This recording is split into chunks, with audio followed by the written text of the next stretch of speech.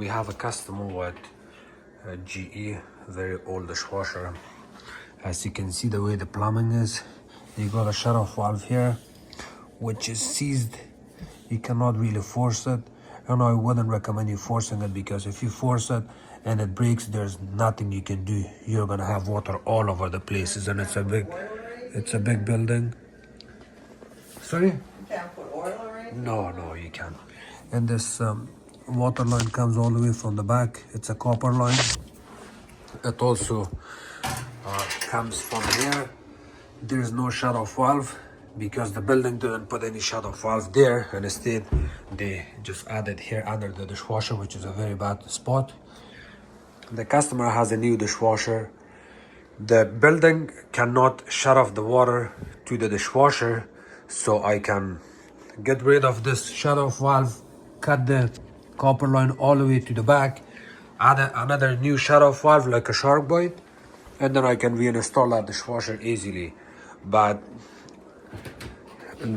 I'm in a case here where I cannot really help the customer. Customer is super nice. They even offer me to pay me something for my time and service call here, coming in their house, an apartment building, to complete this job. But I'm not gonna charge this customer anything, and on top I can't do anything until the building manager shuts off the water. And she told me that the building manager said, since you guys are doing this, we are not going to shut off the water. So, which is not very nice. They should be able to shut off the water for a couple of minutes, so you can cut the copper line from the back and add a shark bite, a shut off valve right away, and it's not even going to take 5 minutes to do that. The next solution is, if the customer really wanted to get this done, that I wouldn't take a risk on it, but it's possible that I would remove this screw here, this water valve, which is 10 times better than the new ones.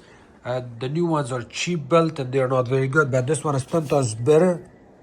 So if I really wanted to do this job, I would remove this screw, disconnect these electrical lines, and then disconnect that black hose that shoots the water inside of the dishwasher, and then leave everything the way it is, and then remove that shut-off valve from here, the water valve, the water solenoid valve, and do a little bit of electrical wiring work, maybe possibly cut the wires from the old one and add connectors on it, and then reinstall a new dishwasher.